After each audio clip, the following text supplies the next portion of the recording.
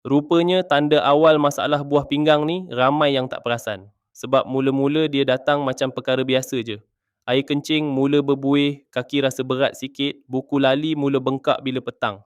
Ramai ingat sebab penat kerja atau kurang rehat.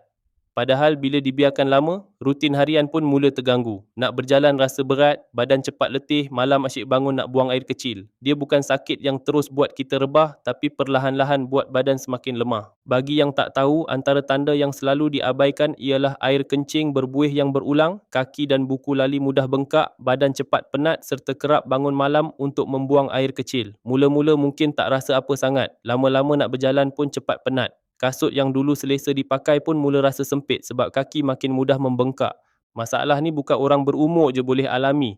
Orang muda yang kurang minum air, selalu ambil minuman manis, ada darah tinggi atau kencing manis pun berisiko. Tapi ramai tak sedar sebab simptom dia datang perlahan-lahan. Lagi sedih, ramai habiskan duit cuba macam-macam cara tapi masih tak mula jaga kesihatan buah pinggang dari awal. Sampailah ramai mula mengamalkan jus tiara yang diformulasikan dengan gabungan herba seperti ekstrak buah kulim, misai kucing dan akar tali hayat.